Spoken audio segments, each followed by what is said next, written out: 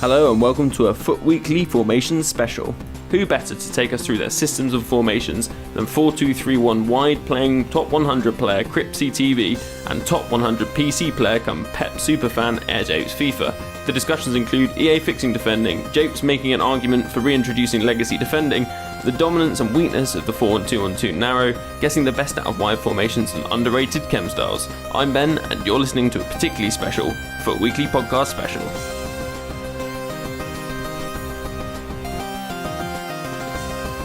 Hello everybody and welcome to week 12 of the Foot Weekly podcast, and with me today we have a very special top 100 guest make his debut on the podcast. It's the Tim Cahill of the FIFA community. Best things come out of Australia since probably Chris Wood.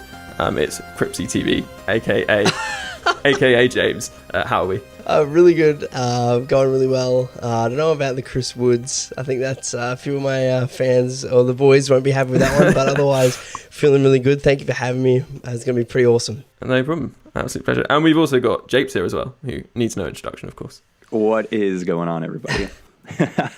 Great to have you. Yeah, we've managed to cover like 3 different time zones, which I'm quite pleased with. So we've got Cripsy's just after midnight, I think, in Australia, and then we've got Japes, who's just woken up in the US, and I'm slap bang in the middle of the day, which is quite nice for me. But yeah, let's get straight into our kind of focus today, which is all about sort of instructions, custom tactics, and things like that. Japes, first of all, what setup are you running at the moment? What's your kind of, I guess, overall look of your team? Yeah, I've been like toying around with trying to play that 4-2-3-1 wide just for a bit of fun. I can't say it's super effective, but I default back to a 4-3-2-1 if I want to win.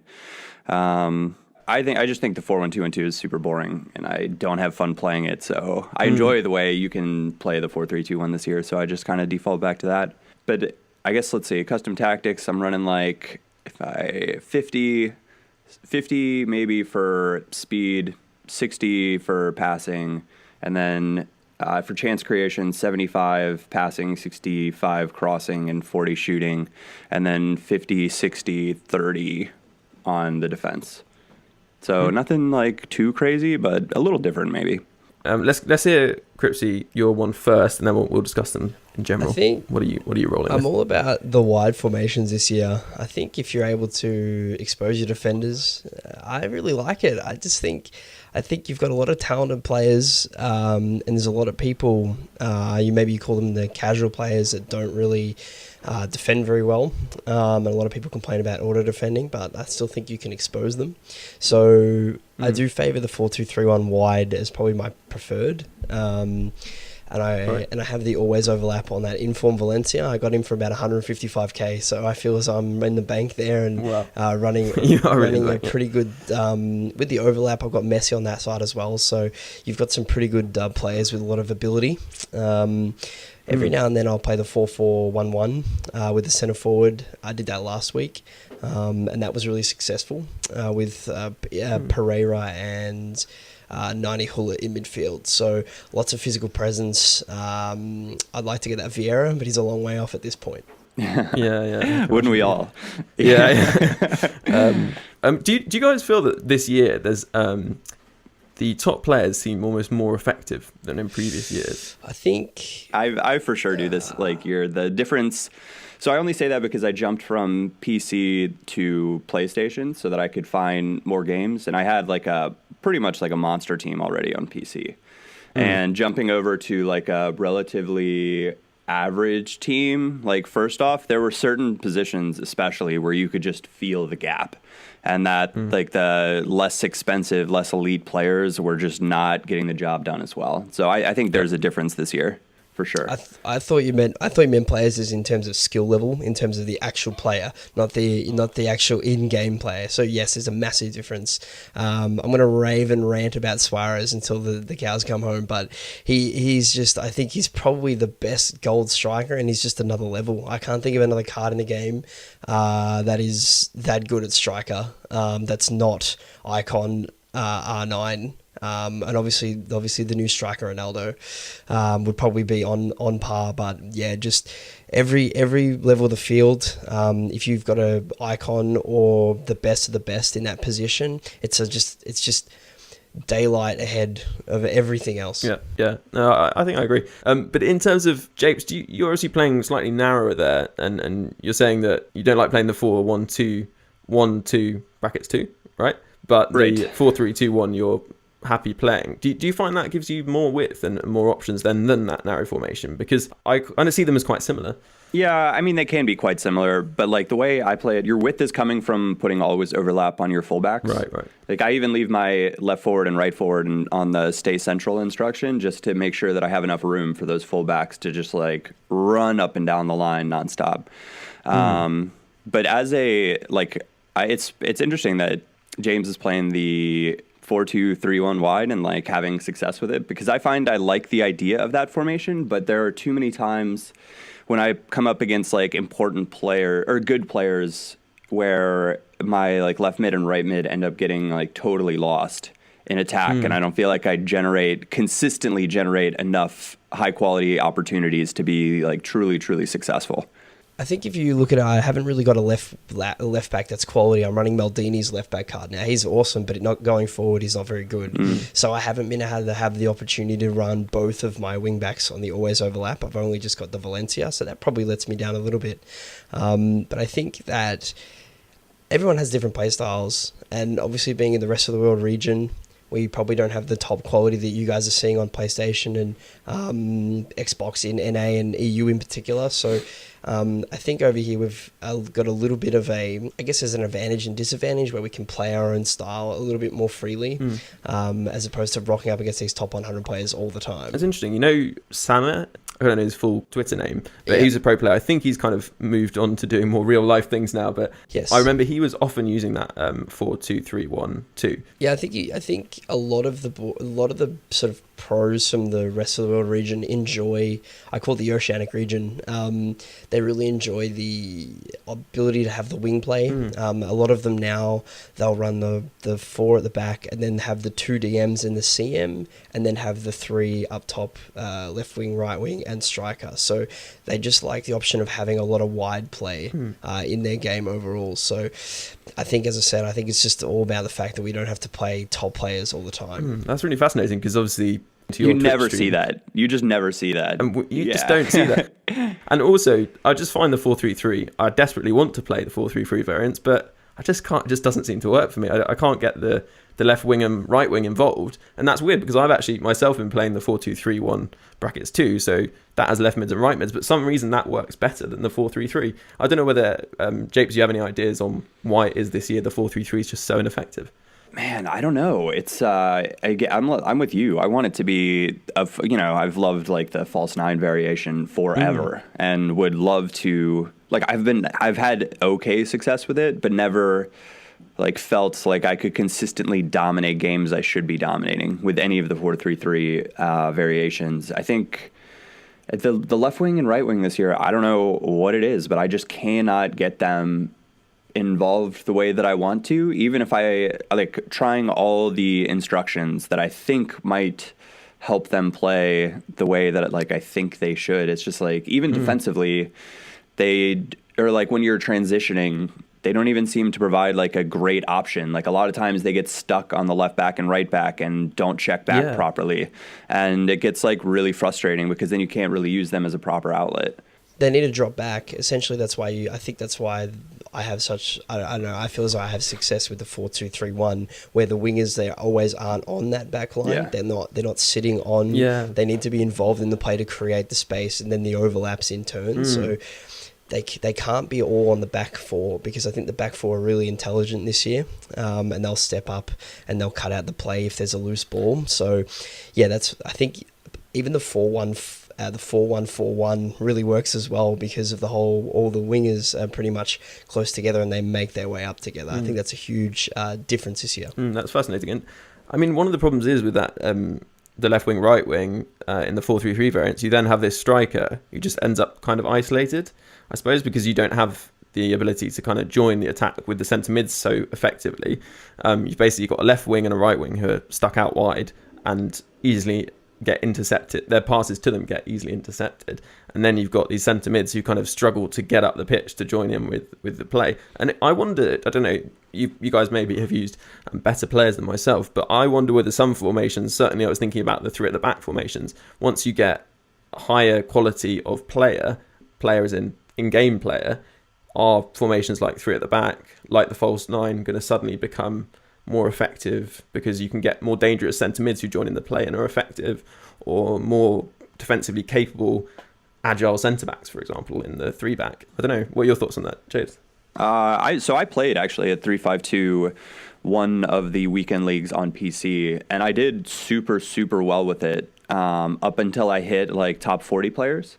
And then, like, at that point, the 3-5-2, it's super bizarre, right? Because you have 5 midfielders that are distributed really nicely across the pitch, and you'd think that build-up would be quite good, but it ends up being still like you have to try to instantly break through their midfield with that one pass to your strikers to really be able to generate, like, quality attacks. And so it's like kind of frustrating because you can get countered just as easily or get caught trying to build up with that formation.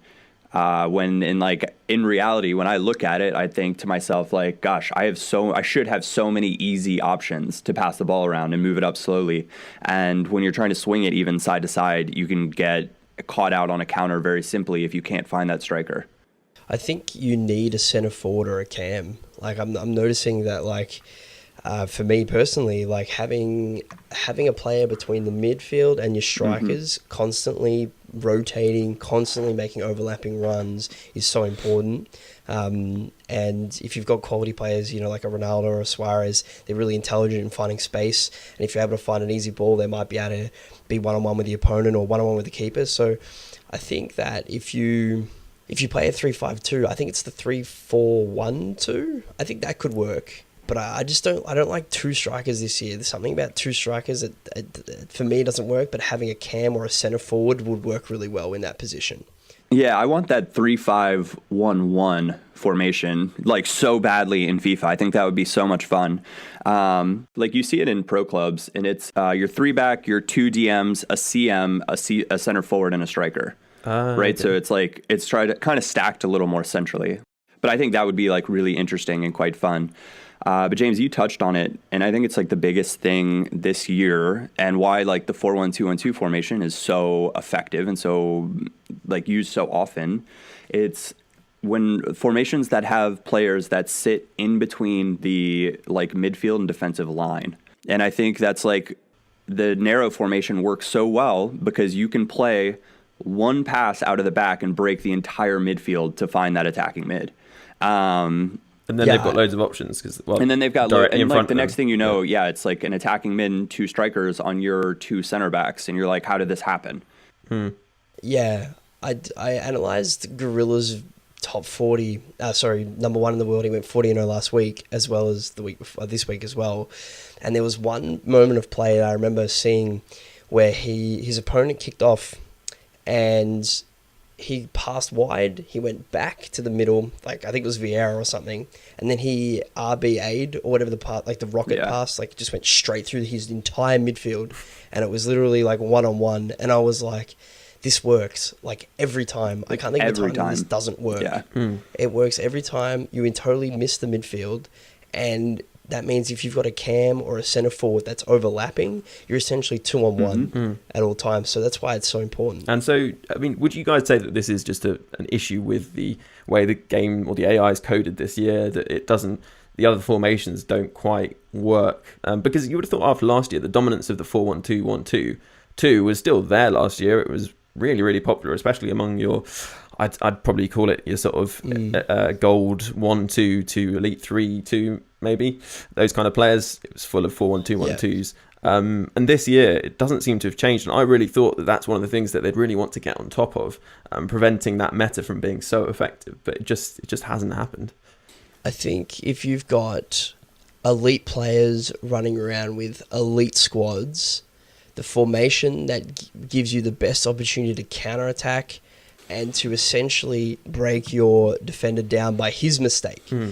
The players lose more games by making mistakes than they do by creating good opportunities. That's what, at least what I notice sure. is if you watch a pro player, and it's like you watch him in a world event or anything like that, one misplaced pass in the midfield or one silly mistake, they'll get counted and they'll inevitably concede. That's just what happens. And now, okay, so you watch Gorilla and it's like, man, this isn't beautiful until the final third. It's ugly. Like, it's ugly football until like the very final third, and then it's like, wow, that was awesome. But it wasn't like that for that 10 minutes in between. It was just back and forward, back and forward, back and forward. It wasn't beautiful ball. So that's why those formations are so dominant, is because it takes one critical error and it's a goal. Yeah, I think the 4-1-2-1-2 especially, even like for, let's like take a step back and not even go like elite pro players. Let's talk about like average players who make consistent defensive errors. Like if you step wrong or move your joystick wrong one time against a 4-1-2-1-2, like the next thing you know, you've got two guys that are running in behind you, and you're like, "What the heck, man? Like, how did this happen again?" Yeah, it's really interesting. One of the things that I used to do against that formation before they patched it was actually like play a sweeper behind the defense, because you used to be able to move your centre or any position around the pitch. Do you remember last year they patched it because people were moving their entire squad basically into create like a wall of CDMs to stop the opponent? But before they patched that, I used to like play a sweeper behind, because unless you're really good with offside trap and your defensive line is amazing, they're always going to slip through. But when you play a sweeper in behind, they basically just used to mop up any player that would run through. And for some reason that worked really well. The only thing is you're then sacrificing one of your players elsewhere in the pitch. They don't get involved in the defensive pressing. They're not there. But yeah, it's quite an interesting little thing that seemed to work, which you can't really do anymore, unfortunately. So it's quite a useless tip. But yeah, the most like frustrating thing, I guess, or one of the frustrating things for me, like playing against those like 4-1-2-1-2 players, is that, or I guess it's not even those players, it's like the game mechanic in general. When you get onto the counter, you're rewarded for playing like 50-50 balls forward, just trying to hit them on the through ball like as quickly as you can, because then the rest of your team still stays way behind the ball and you have players back. And those like 50-50 passes where it's like they're sort of even with the back line and the defender maybe doesn't take like a great angle or something. Sometimes it works out, or sometimes like they get the right bounce and they're through. But even if it doesn't, they still have a bunch of players behind the ball and they're not penalized for playing like super risky football. There was a guy today, when I was playing Foot Champs, and I went up early on him in like the 20th minute, 1-0. And I literally watched I grabbed the ball off him after the kickoff, and I watched his entire backline go, literally the backline was on the box. And I was at the halfway line. Like, it rewards people to sit back, even if they're down, because he literally came in the chat and he said, "Oh, I just thought I could absorb the pressure and hit you on the counter." And it's like, that is reward. Like, you've obviously done that before and it's worked for you. Like, that's disgusting. Like, that should never, like, okay, it should not never work, but it shouldn't work as often as it does. Totally. And like, even if you look at it from like a numbers perspective, where if he's leaving like his two strikers and attacking mid forward, like that's three guys that are not helping defend. Like, when you have what should then be a numbers advantage, like working it around like his box, you should be able to create more chances. And it's just so hard to do that. Even still, I think like the AI is toned down from last year, but I still would like to see more manual defending, because you're not rewarded even for pressing, right? You're just rewarded for trying to sit back and absorb until like they get sick of it and play some sort of crazy risky pass, and then you just try to hit them on the counter and you hold the ball for like 2 seconds, if even, and play a 50-50 pass and hope for the best. Yeah. And the only way to fix that, I think, is if the pitch doesn't feel wide. Like, once a player has 4 people on the box just in a line, and then they have a DM or maybe 2, once you have those always overlap, I still don't feel as though the pitch feels wide enough. Like, I feel as though if you've got a wing back that's come flying up, he should drag a defender out, and then the entire defense should be dragged across by one. Like, I don't know, to me it doesn't feel like the game registers that I don't know, maybe the pitch doesn't actually feel wide enough, like physically. Like if you look at the pitch, like it feels like that's something that's maybe missing is the width. Let alone maybe how long a pitch is. All the stadiums should be different sizes. I don't know about you guys. I think you should be able to choose a different size stadium depending on how the style that you play. Like I think there's heaps of opportunities that EA could customize and bring in. Well, there's actually a point on that. Just on the stadium aspect, you can actually see that at different stadiums have different size pitches. So there's a couple of stadiums. I think, for example, the Vitality Stadium. For some reason, Bournemouth Stadium is one of the bigger pitches in the game. My question is though, has anyone done the math on it to prove it? Well, I don't know, but this is what I think it's what's in the game code. Someone realised. My point on that as well was if you've ever used the 5 at the back, that's the only time I've seen my wing players, the wing backs, kind of sit almost on the touchline. But it's so ineffective, that formation, because you can't pack the middle. Yeah, the 5 at the back formation, like your wing backs go way out wide and then they just like sit there, right? They don't seem to acknowledge like that your opponent's attacking and maybe I should help with that. Or I don't know, that formation, because I used to actually, at the end of 17, I enjoyed playing a 5-3-2 and had some like success with it. It was pretty fun, but it was like a very attacking 5-3-2. And that's just like not something you can do this year. Going back to James's point with like the pitch not feeling wide, I think there's like an opportunities for EA. I think there's a lack of, I think more attributes need to be introduced. I don't know exactly like what those would be. I don't know if it's like a spacing attribute or... Because like certain players have never, like you have meta players and there are players that are like fantastic in real life that you just can't even use on FIFA. And potentially the way to solve some of these problems is introduce some other attributes so that there are more potential interactions which allow for like a higher level of variation. Well, you look at it like we had, for many years you had the best midfield in terms of like a Xavi and an Iniesta. And you would never see those players ever used in, even though they had amazing ball control, they could do amazing things with the ball. But in FIFA, there's just no opportunity to use them so well. And they just get overrun and overpowered and bullied in the end. Like if you look at Bakayoko, like I had Vieira and I sold him because I could make a profit. And then I was like, I'll try Bakayoko, and I had better results with him. Like, and that's a problem. Like that's just a serious sad. problem. It just makes me sad. It sucks. Yeah. It sucks. And we remember the Kante situation last year. It was just like it felt like EA literally gave everyone a Kante. Like you can have one and you can have one. It's Oprah's just giving out freebies left, right, and center. It was just a really, it's a disappointing state of affairs when the meta players. When you look at their stats, it's like, well, you'd be useful for one thing and one thing only, but they seem to be able to just do everything too well.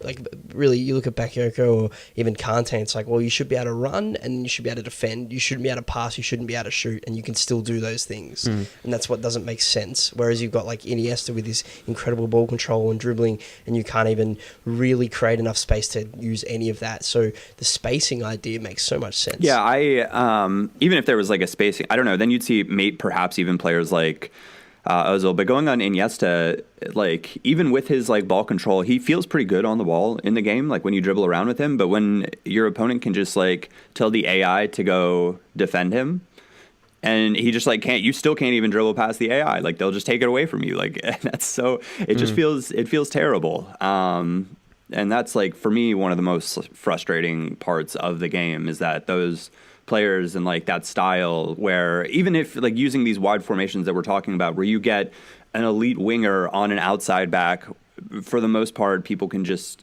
tell the AI to defend and jockey, and dribbling isn't a thing. Like you're not rewarded for taking a player on because they'll just hit you on the counter. Yeah. Does it ultimately come down to there's this huge problem with FIFA because there's always going to be 10 players you don't control? Are we always going to be in the situation where every year it's like, well, how do we best exploit the AI? Because that is what people end up using to assist them in defending. And is there any way to kind of correct this? Is it only going to be corrected when we're only playing 11v11 kind of pro club style foot many years in the future? Or what can we do about that? I think you look at the world sports in general. I'm a fan of League of Legends. I understand it. I don't get it at the toppest level, but I understand that you can even a game that is scripted like that in terms of what you can do. Like the button combos, the way that I don't know if you guys know much about League. I'm a former Diamond League player. I know what you're on about. There you go. But I'm talking about, there's so many micro movements / things you can do, and even in the highest elite games, it's going to happen in every game. You can't avoid a meta, I suppose, in any game. What you should be able to do is create viable options that if you're a good enough player, you can beat those things. That's the toughest challenge. And people say to me, oh, FIFA's broken, FIFA's this, FIFA's that. And I'm sorry, but it's not broken. It's the way it is, and we need to play the way it is. Yes, there's a few things like, come on, surely we can fix the numbers that change on the back of kits. Like, surely we can fix that kind of issue. But at the end of the day, you can beat me if I'm having a bad day, and I can beat you if you're having a bad day. There's some unlucky things, but you create your own luck sometimes as well. Valencia's the best right back in the game. No one comes close yet. You look at Hullet, he's the best CM in the game, no doubt in my mind. He's going to be the best, and he will be the best. You wait for Team of the Year or Team of the Season, you're going to see players get close to that level.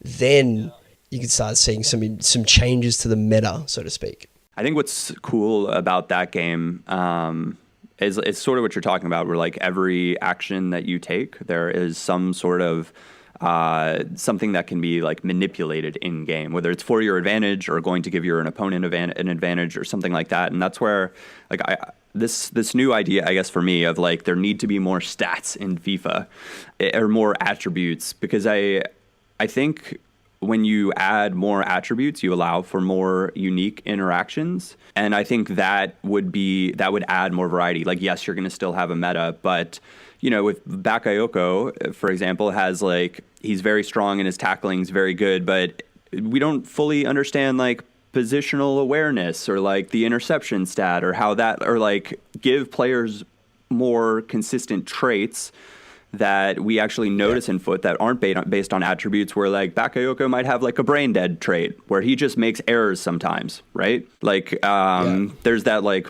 ultimate professional trait or whatever it is that you see occasionally, but like those aren't in foot, and they seem to be, or they are, but they seem to be based on attributes only. And I'd like to see just a bigger variety to make certain players feel good. Like if you could give Thomas Muller like a Raumdeuter, which they have in like Football Manager, which the term essentially means like interpreter of space, right? It's like a unique idea for Thomas Muller's play style and positioning and stuff. And like if you could give a player like that, where he has like an attribute that the AI recognizes, like, oh, there's a gap in the space right here, this would be a good position for me, like then you might see players like that become useful and interesting, and you might be able to get away with using different formations if you got the right combination of players with the right traits and stats, and there'd be more to team building. And instead right now it's just like, okay, you need a certain level of pace, you need a certain level of defense, and like I like don't love the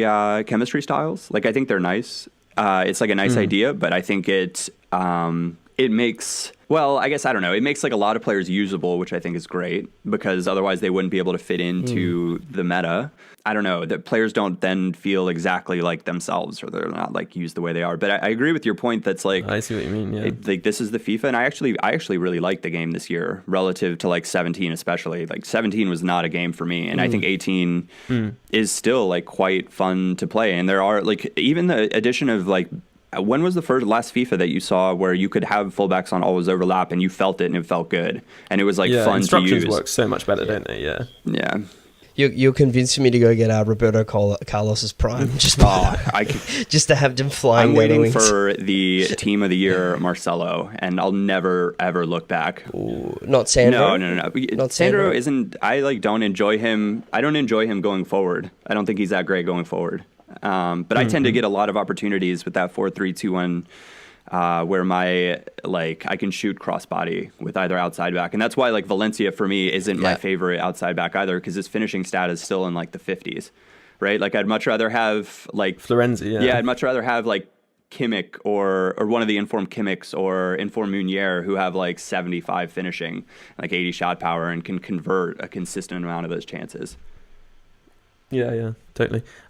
One point I wanted to make on defending in this complaint, and I would be interested to hear your thoughts on how maybe you could make AI defending less AI, if you like, is to force players to almost control a second defender rather than. Well, you could also have the press button as well, but actually have the joysticks, one controlling one player and one controlling one player and one controlling another defender. So essentially, with the joysticks, you're able to control two different players at the same time, and you're always forced to do that. Do you think that would make any kind of difference? I think that would feel like really bad. I'm not. It would feel bad. I don't think that would be a great addition. I don't think that solves. I mean, that would, I guess, solve the problem, but it would be so hard for new players to adapt to because it would feel so incredibly awkward that I think it would turn a lot of people off to the game. And I just can never see that being like something that'd be introduced. Yeah. I have an issue with the idea that if say I'm Ronaldo or I'm Leo Messi or something, I have an issue with the fact that if I have two defenders in front of me, I have no options. I literally have to go backwards. I can't even imagine the idea that I'm going to try and take them both on and win at any stage unless the ball just magically bubbles out. Even if they're bronze players. To me. Like, even if they're bronze players. Yeah, like there's not a... Like, I physically, I try and take them on. I'll try and skill. I'll heel to heel. You know, Rabana chops with Ronaldo. Like, I'll create like a minute amount of space, but the space is always just blocked immediately, and it's never enough. And that's what's the problem when you have a RB button that contains like such an area that you physically can't do anything unless you pull off like 3 insane skill moves in a row and get lucky. You know, like that's the biggest issue that I have with the idea that you can have more than one player under control of yourself, I guess. I think so. I actually, like, I had this thought, and it's not very well vetted, so I'll let you guys vet it for me. But I like kind of wish that legacy defending would come back. And so here's my like reasoning for that. Or take out like it's maybe not bringing legacy defending back, but it's taking out the contain button. Because like, if you bring back legacy defending, I don't have a problem with an idea where a player is going to run straight in and try to make a tackle to me. Like, if I tell my player to do that, like, that to me is fine because it's like the direct route. But if you miss time when you tell them to do the legacy, like, it used to be super exploitable, right? Like, you would absolutely ruin someone if they did it wrong. And so that to me doesn't bother me. If you eliminate the AI contain, then you force people to manually defend and contain in those situations. And elite defenders that read the play super well and read their opposition and bait them, becomes like such a useful skill then. That's a really interesting point, because something that I tend to not see so much is, which you see in real football all the time, is like a defender kind of forcing a player to make a specific movement with the ball that they can then go into tackle. You just don't really see that much, and I don't think you're able to kind of bait that movement unless the player's pretty bad, and so you can bait them to do stuff. The thing is, though, even in real life soccer, we'll just football, soccer, you know, whatever. I don't want to tilt anyone, but you know, you look at the happy medium is footy. If you're wondering, footy ball. The thing is like, only the world's best can dictate to a defender. If you have example, you know, Messi, Neymar, whatever, 9 times out of 10 they're going to dictate where the defender is going to run because they just have so much control and ability on the ball. You put it in FIFA, 9 times out of 10 the defender is dictating that play no matter what. Like, no matter the position. Like, you could be in space with Messi or Neymar, but you get chopped down so quickly with the contain button, it brings the other defender back in time. They need to remove that. I think that opens up where errors can be made defensively. Once an error can be made defensively, as you were talking about, if you are making that legacy and that legacy tackle, and if you mistime that, I guess that tackle or the timing of it, you can get wrecked. Once they remove this contain, where it's like, okay, there's a magic force field that I can't go in, but I'll dominate the space around it. Once they remove that, then players can actually start winning one-on-one with skills. Neymar this year, I believe, is totally nerfed, and that's not because he's a bad player. It's because of what's put in front of him, which is a brick wall of contain.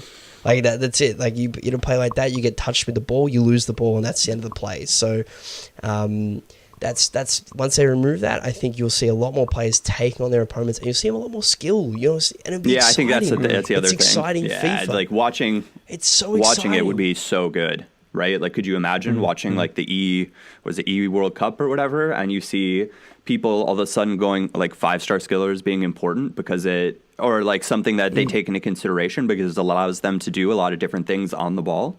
Like, I think it's fun when I don't know if you guys played much 11v11 pro clubs, but when you are playing as a winger and you get matched up on an outside back that, like, the guy's tag and that he is prone to making some errors, like, you will take him on and your team will encourage you to do that. And that's not something that you see in like a 1v1 situation. Even if Neymar matches up against some like bronze, outside back, it's the bronze outside back. The person just has to like hold A or hold second man, and like he'll just stay in front of him, and nothing will happen. And you have to go back and cycle it around and hope you don't hope you don't have like a weird pass or make a risky pass, and then you get countered, right? Like I want to see, I guess, players get rewarded a little. Well, here's the debate, right?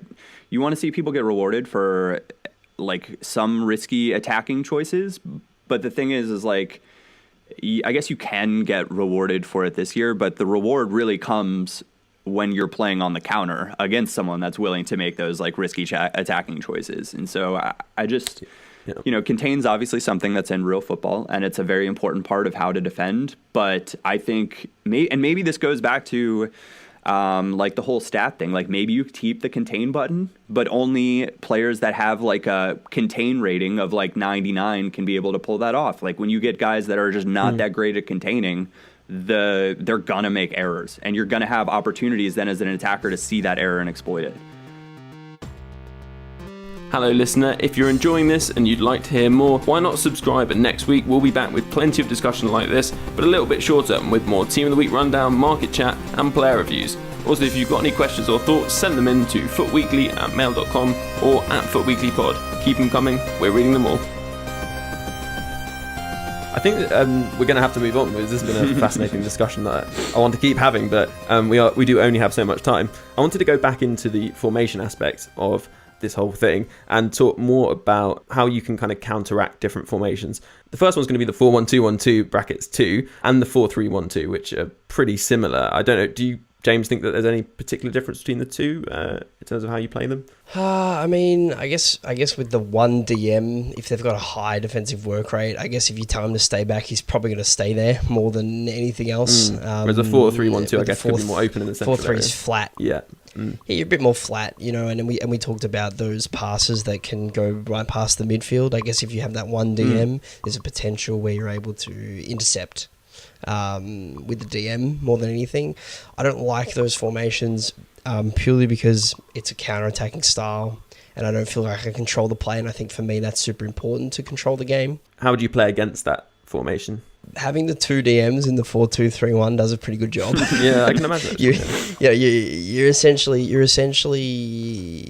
kind of, people will be like, oh, you're running around with one defender or one centre back, or CDM, I should say, which is true, but you're covering a lot of space, and you've got essentially two DMs sitting in front of your back four. Yeah. I mean, there's not much more you can ask for in terms of coverage. I guess what it makes you think is not to dive out too quickly with one of your DMs, because then the AI will get smart and be like, I can put a player in that space, and then we've got overlaps left, right, and centre. So there's still an art form to it, but I just think when you're playing against a formation that requires the opponent to counterattack, anything that gives you wide choices is the best. Anything that means you can play a safe ball wide before you have to go forward, to me, seems like a really safe bet, and you can control possession, 65% possession against those kind of players, man. They're going to rush, and they're just going to keep making mistakes, and you're just going to eventually, 9 times out of 10, punish them, I think. See, I think that's like a struggle, especially like given some of our discussion. If you're talking about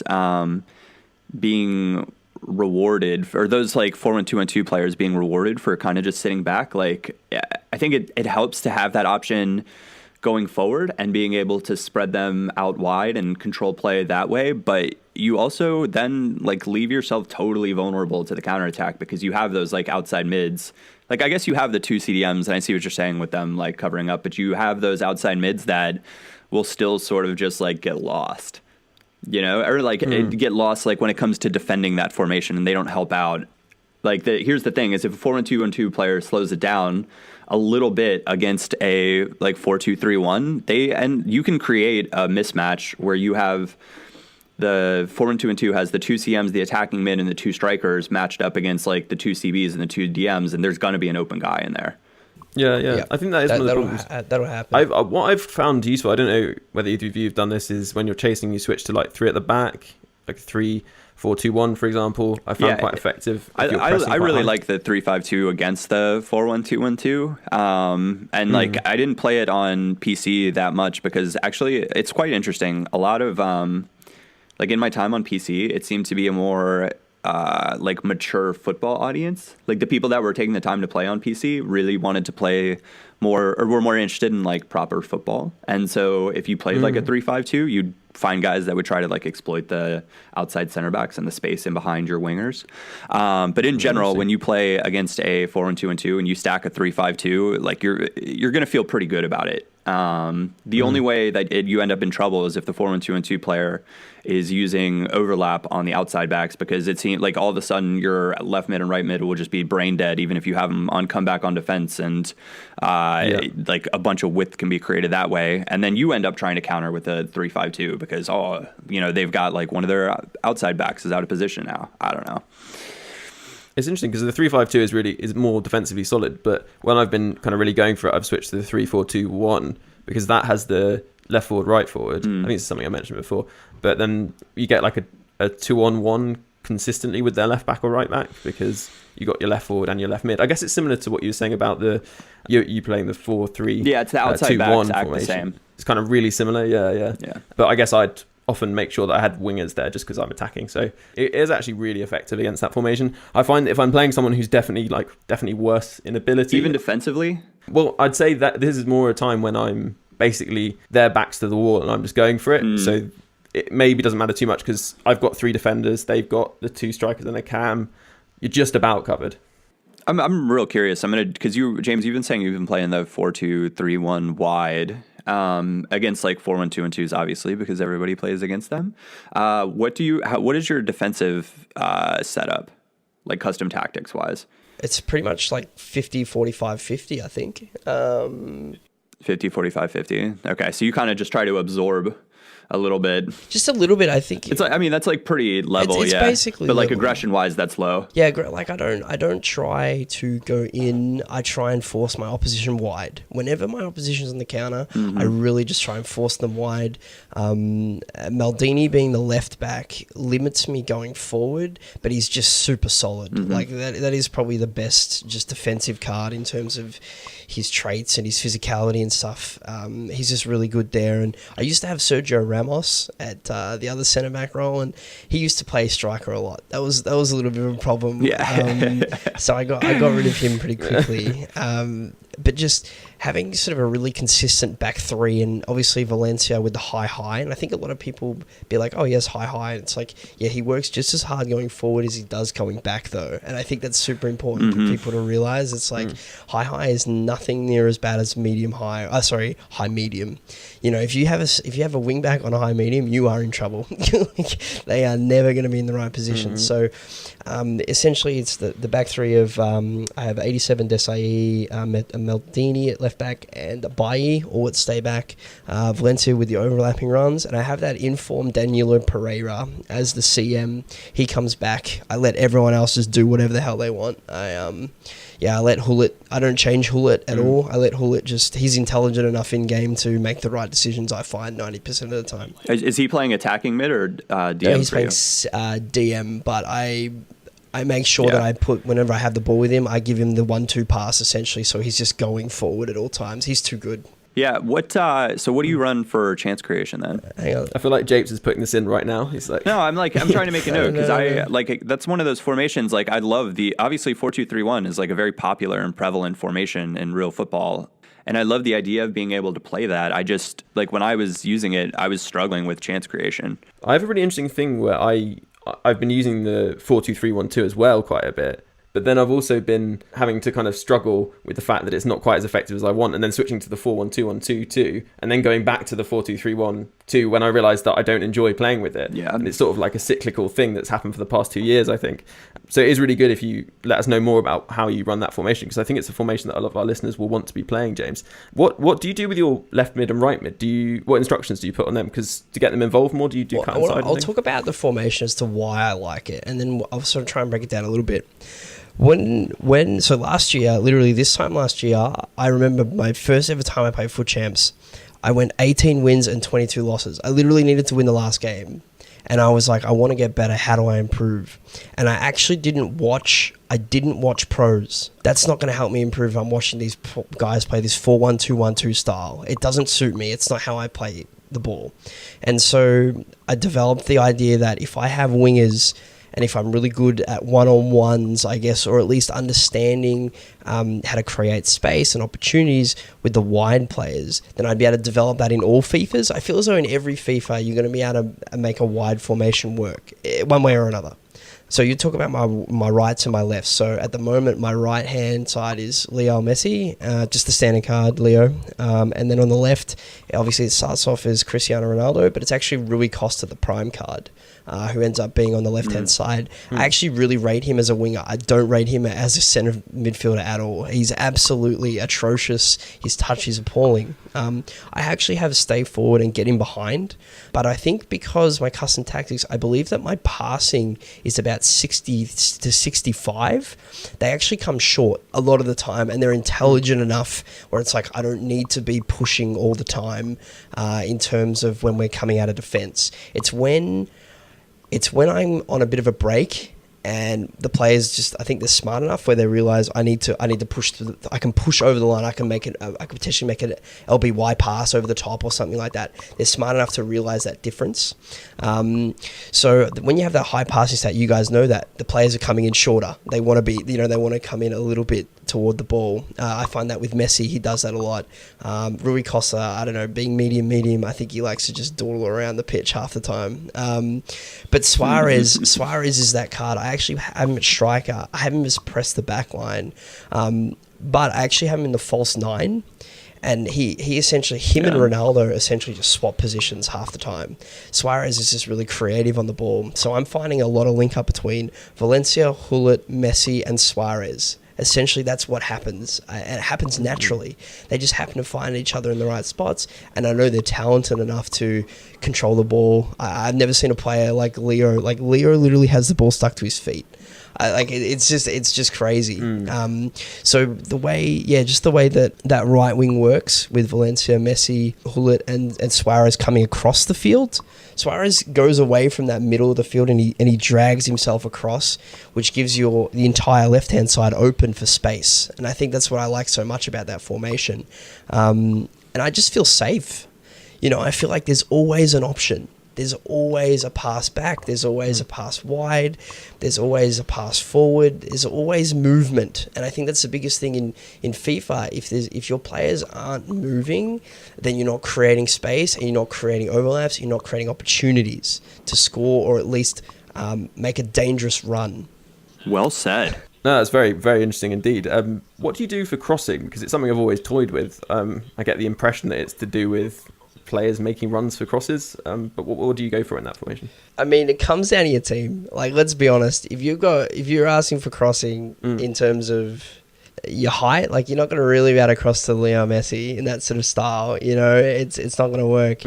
If you're running like a Hullet Ronaldo kind of situation, you're more threatening. I will throw in the cross because why not? There's opportunities where you'll see a player deep, he's one-on-one with potentially a shorter wide back, and there's an opportunity, and you've got to mix it up. You've got to make your opponent think about what you're going to do, as opposed to being he's never going to cross because he's not done it. So, you've got to mix it up. You've got to at least look like you're trying something different every time.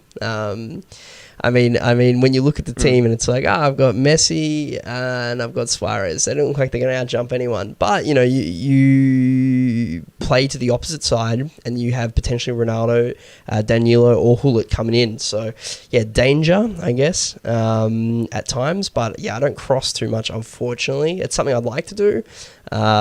Just the players that I have at the moment don't seem to fit that. And I think crossing in general, like everyone, I've missed crossing since FIFA 12. That was probably the greatest year of, I think FIFA 11, FIFA 12. You Drogba. I mean, he would just dominate the air. We haven't seen crossing like that in a long time. I think maybe 14 or 15 we had a similar kind of experience, but just crossing in general seems to be a little bit, I guess, lackluster. Except maybe the low driven. I like the chaos ball. I feel like Japes, you have had quite a lot of success with crossing in that 4-3-2-1. I know you're talking about how fun you find Bale, and we're looking at Informed Perisic. For example. I actually haven't toyed around with Informed Perisic. I was going to, and then just totally went away. But Bale, so I for a while, and I got essentially the idea, or I made like a bootleg version of the pro German player Detto. He runs his chance creation is 30, 75, 30. So he runs 75 crossing and 30 in shooting and passing. And what the best way people see the crossing stat or the crossing and chance creation are I have to get it wide and I have to then just spam balls into the box. And it's that stat essentially isn't even about players getting into good positions for crosses. It's about players just making runs into the box for you to try to pick out. And so, but yes, one of my absolute favorite things is having the second informed Kimmich or any of the informed Kimmichs at right back and moving Bale to left forward, and then just watching Bale just absolutely exploit outside backs that can't handle it. And Kimmich's 90 whatever crossing, he plays a perfect ball more often than not, or not a perfect ball, but a dangerous ball into the far post. And it's really useful this year. Valencia is actually pretty good at sending a ball in himself. And I scored a lovely goal where he played I was probably 20, maybe 10, 15 yards outside of the 18, but still way out on the wing, and played in an early ball to Lewandowski, who just hit a volley right into the bottom corner. And goals like that just feel good when you can score those, because that's something you'd watch on a Saturday or Sunday and be oh man, you get excited about it and be that's a great goal. It's when you see the run, run, and then you sort of manage the ball, manage the curves around the defender that's in front of him, and it just drops in nicely in behind it. And it only happens maybe 1 in 10 sort of tries, where it's I see it, okay, I didn't execute it or whatever. But when it does come off, it's you know what, I felt like I was completely in control of that entire situation. And sometimes you need a little bit more of that. There's a lot of uncertainty in FIFA, and I think those are the ones that's man, that was really nice to pull off, and I meant every single moment of it. Do you find, Japes, that you're able to beat a player more easily when you're crossing? Because you kind of think if people are worried about a cross, then you'd be able to go around a player more easily because they're trying to block it. I mean, they just send the guy out to contain regardless. So they'll try to contain and block the cross, or they'll try to contain and stop the dribble. It's really just more about trying to create that. Like I said, I run my left forward and right forward on stay central. So it's more about sucking in that outside back to leave that room outside for the fullback to either send a cross in, get a shot, or hopefully create some dangerous spacing that I can try to take advantage of. But they are, I guess, going to maybe press you in. I'm just thinking when I go out to the wing, because I hardly ever cross, I probably don't exploit the width so much, but when you cross, you can kind of be further out and still be dangerous, if that makes sense. So Kimmich is going to be closer to the touchline, but still be dangerous. Whereas if I'm going to be ultimately just dribbling the guy, he's not. My opponent's not going to be thinking, he's dangerous out there on the wing. Whereas Kimmich sounds like he will be. And Munier, actually. Kimmich and Munier, they're just dangerous. Yeah. They anytime, I know they lack a little bit in the pace department, I think, in terms of where they play. With the shadow, they're okay. With the shadow. I never run shadow on my back four. I'm just putting it out there. No, I don't. What? No, I don't. What are you running Sentinel? The least meta thing that's ever happened on this podcast. I'm anchor on my back four. Complete. The reason why, and a lot of people late. I know 17's obviously a little bit of a different game, but when the player's getting better, their physicality rises, And so you're looking at players like last year, late in the game, when Harry Kane got his Team of the Season card, or Team of the Year card, or whatever the hell it was, that card was unstoppable. He could push players off like no tomorrow and create so much space and opportunity. And so as this game grows, when players get better physical stats, these centre-backs that don't really get informs, or special cards, they lose out in a physical battle. And so I'm finding that if you've got, I've got Anchor card on Bailly, right, which puts his pace to 85 or something like that, and he gets 90 physical, 90 defending. Let's be honest, if you've got a player with 75 pace and you're physically not able to stop your opponent, you're doing something wrong, in my opinion. Either you're pulling him out of the back four or something like that. So, I have Anchor on the back four. I would only ever put Shadow on is if someone was really lacking a defensive stat, not a pace situation. I don't know, it's just how I feel about, maybe it's a bit of a mind thing. It's I like to cover pace, physical, and defending, as opposed to just two stats. See, I run Shadow on the majority of my midfielders and backline, and it's because I find when I play these counter-attacking style players, every extra bit of pace helps, and the higher I can get the standing tackle and interception rating and stuff, the better off I'm going to be. So one of the really frustrating things about the way Chem Stars works, and you mentioned it a bit earlier, is that I think that Shadow is pretty much the only chem style that boosts interceptions by 10.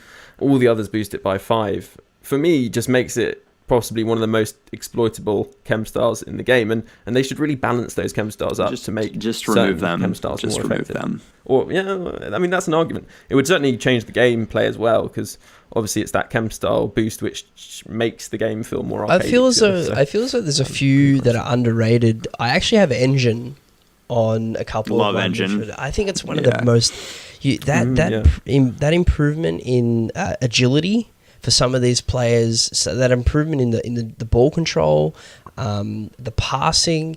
You go from an 85 to a 90 passing. On a lot of these stats, it's a huge difference. And I think people are too busy worrying about these hunters and shadows. It's you've got a lot of utility there. You've got a lot of options. In saying that, I look at it and I'm the only one I have Engine on right now is Hullet. Not that he needs it, let's be honest, but I could sit there and be like, you know what? If I had Messi's central card, I'd probably put an Engine on that card. There's no, what's the point of putting on an extra shooting on him? The guy can score from anywhere at any time with his left foot. So I think there's a lot of cards that obviously that pace boost is nice, but there's a lot of cards that people don't use enough of, and I think Engines. So yeah, it seems James disconnected. He received a call and strangely his 4G dropped. Unfortunately, he then had to see a man about a marsupial, so we couldn't reconnect. It was an abrupt end to some really fascinating discussion and an excellent debut. So big thanks to James, who does fantastic interactive live streams, CripsyTV on Twitch and CripsyAU on Twitter. And then finally, Japes, of course, thank you very much for joining us once again. And I know you yourself are up to a bit of Twitch action of late. Yeah, that's correct. There's been a bit of a resurgence. So 2 days a week is generally what I'm shooting for now. You can find me if you want to see a very chill, I'd say, FIFA stream. You can find me twitch.tv/AirJapesFIFA, or you can always tweet me your thoughts or questions at AirJapes on Twitter. Of course, you can follow the Foot Weekly podcast at FootWeeklyPod, and you can also email us if you've got any thoughts, footweekly@mail.com. Thanks very much for joining us again this week, and we'll look forward to having you very soon. Thanks. See you guys.